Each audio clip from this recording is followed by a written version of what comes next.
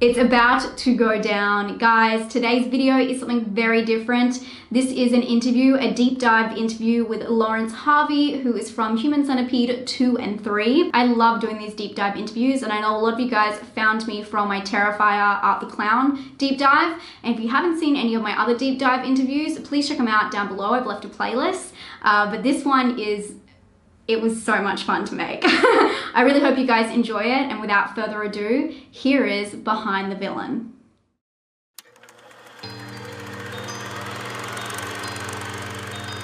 When I saw it for the first time at the cast and crew screening, I literally felt like pushed back in my chair.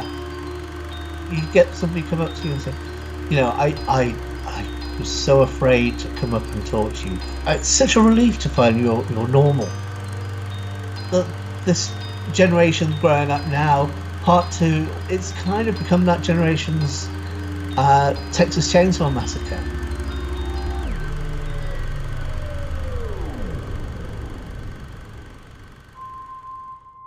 I got a phone call from my agent, but he said, there's this company from Amsterdam that want you to be in a sex film.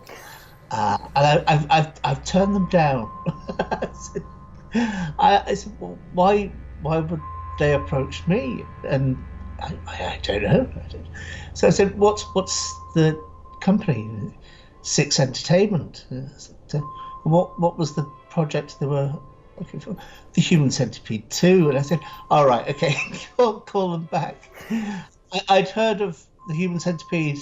I mean, the first one had been at Fright Fest in London. That was its kind of world premiere in August, at the end of August 2009. So like this August will be the 10-year kind of anniversary of the release of that film. And this was kind of February in 2010. When I went down for the audition, Tom was interviewing and auditioning people for cast and crew, and had arranged a screening in Soho of the first film, so that people knew what they were letting themselves in for. So yeah, I literally saw the first film, and then an hour and a half later was in the casting. In the audition, Tom literally talked through the entire plot, scene by scene. So That's a lot. when he was talking, I was going, oh yeah, that's just like Brian Young's Society, or oh, that's like Guinea Pig. Oh, have you seen that Guinea Pig? So I was doing all these kind of Japanese extreme cinema, extreme core kind of references. And having seen the first film, I sort of liked the references to Saulo and to Eurocrime thrillers, and The Vanishing, with that sort of opening scene with the motorway and so on. That's true. I didn't really connect them. That's very true. Yeah. So I liked Tom's mixing of high and low reference points.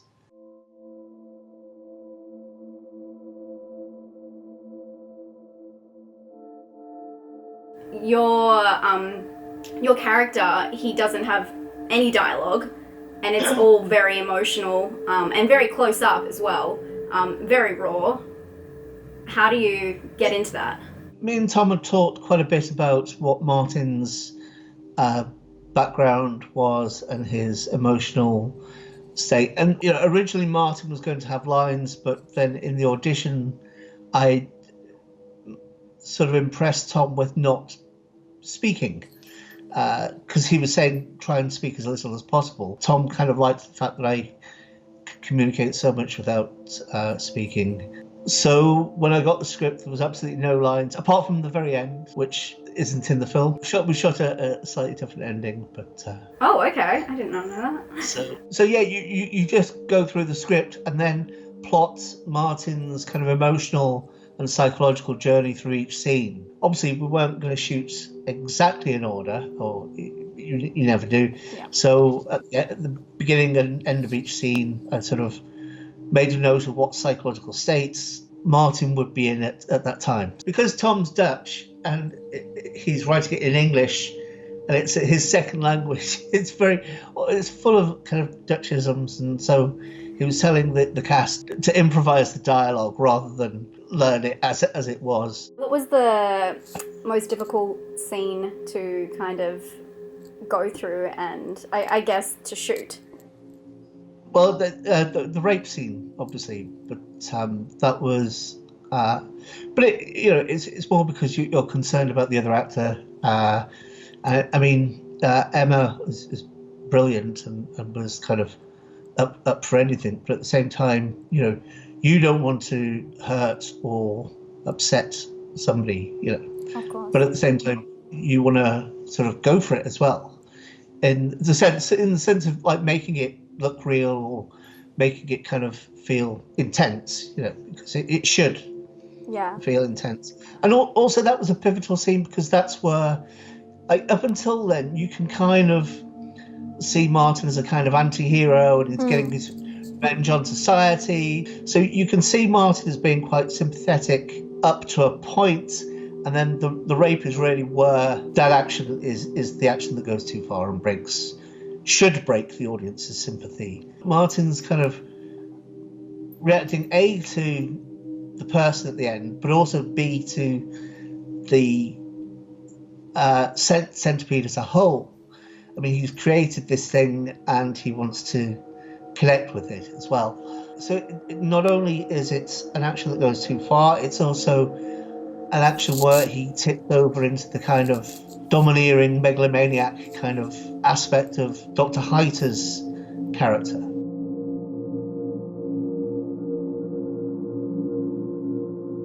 All three films have a very strong villain.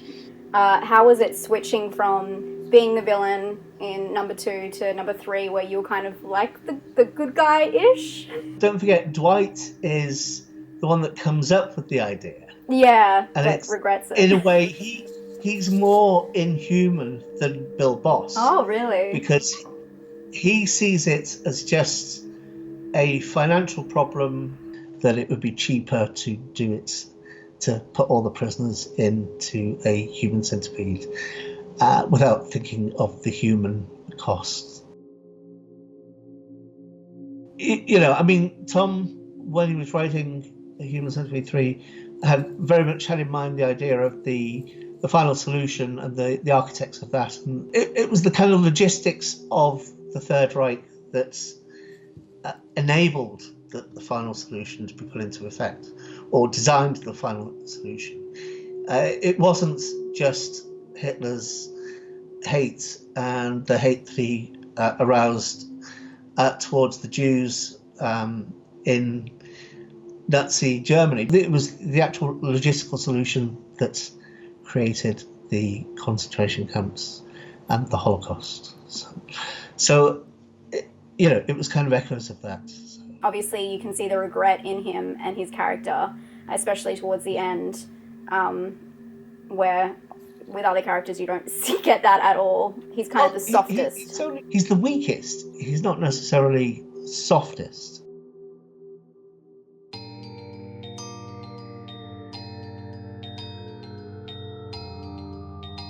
After Human Centipede 2, what was the reaction you saw or you felt, or even a reaction to you? I'm sure some people recognize you from that. It's pretty iconic. When we had the world premiere at Fantastic Fest in Austin, there were people that were just sort of like half a room away, just walking past and going,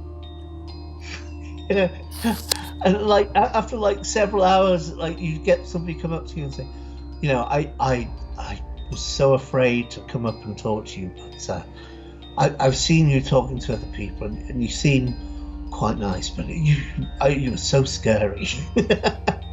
So and to a certain extent, like doing conventions and so on, you still get that reaction. People are sort of creeped out or scared of approaching you. When you sort of talk to somebody, they say, it's such a relief to find you're normal. And it's like, oh, you can talk. Oh, right.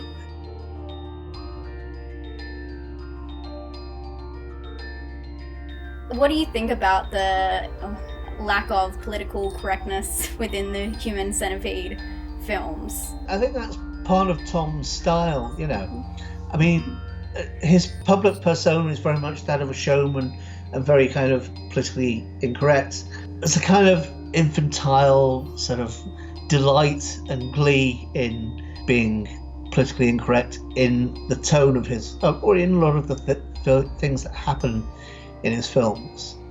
But I think it's gleeful and positive. I don't think it's mean and malicious, you know. So I think there is a lot of humour in there as well. So it's not without thought, and it's without malice. Von Trier gets criticised about being politically incorrect and so on. At the same time, he is probably more thoughtful, or has dealt with things in a more thoughtful way in, say, Antichrist or something than Tom has. But he's also dealt with things in a kind of stupid, dumb way as well. So, you know, I mean, you know, so I can understand why people like and dislike Von Trier.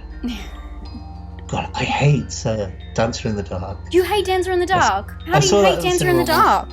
I saw it at the cinema and wanted to walk out. Oh my gosh, how can you? I love that film. I actually don't like Antichrist at all. Yeah. Human Centipede is so interesting to me, and the reason I really love it is because of how it joins up and how it's a trilogy without being really a trilogy. Like, they are connected, but they're not connected. When people talk about it being a franchise film, yeah, I sort of think it with a lot of franchise films, they tend to just, it's the same character and they repeat the same situations. I think whilst the central conceit is repeated, very little. They're also very different. Yeah, the tone. Yeah. Yeah, the tone is completely different. You know? Yeah. The first film, you're kind of unsure whether it's meant to be a spoof or not until it kind of grabs you, and you can see that there's elements of it being a straightforward Mad Scientist film, and also elements of it being a kind of spoof or satire on that. Mm-hmm. By the time you're about 20 or 30 minutes in, Dieter's performance has just grabbed you anyway. Well, 2 is definitely the most emotional, and it deals with the subjects in such a more serious tone, I guess, with the sexual abuse of the main character. But I think it's probably the one that sticks with me the most because of that. When I saw it for the first time at the Cast and Crew screening, I literally felt like pushed back in my chair, and I think because the whole sort of domestic abuse aspect, the family aspect wasn't in it. It wouldn't be so heavy. Yeah. And that's definitely that kind of dysfunction of the family unit. Yeah, well, it's almost like Bad Boy Bubby in a way, like that gritty room that they're both in. They're trapped in it then. Yeah, and that's really is what it reminds me of. Unless Martin has his hobby to escape from that situation. Yeah. But just how every single one ends is so interesting and so unique, I feel like. And I think a lot of people forget how the films relate to each other and how they're so different is really what makes it special. And you find with any like extreme horror or extreme film, people tend to remember those 1 or 2 aspects and they forget the context of the situation. It's very different to what actually happens in the film and how it's lined up. And I feel that way about Human Centipede.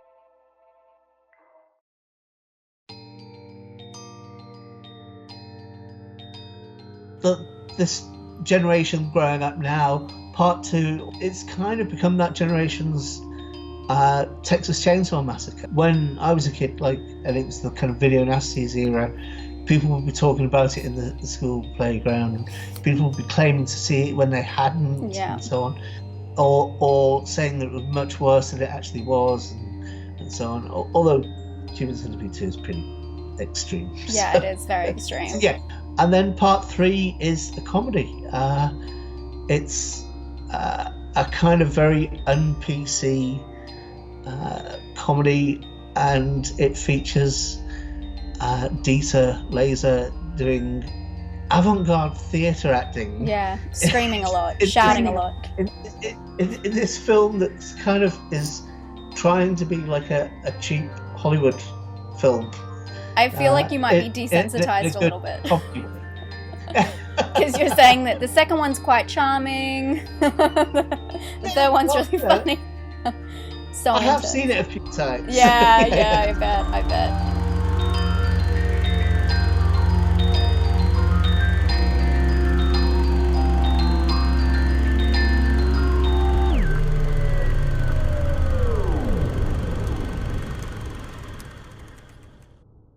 Well, that's it, guys. I really hope you enjoyed this video. I loved putting it together, and thank you again to Laurence. He is such a good sport, such a good guy, and I loved chatting with him. He also does this amazing work with Cadabra Records. He does these amazing audio stories, and I really highly recommend checking them out. They sent shivers down my spine. They're so gritty, and the audio production on them is amazing. This is not sponsored, by the way. Just check them out. I'll leave a link down below. Highly recommended. Again, if you guys like these kinds of videos, let me know by giving me a thumbs up, and if you haven't subscribed, please do so. I've left a playlist, as I said before, down below with all my deep dives. If you've ever missed one, that's where they live. And if you guys know anyone who would want to be involved in one of my deep dives, please let me know. My email's always down below, and I'll talk to you guys very soon. Stay spooky.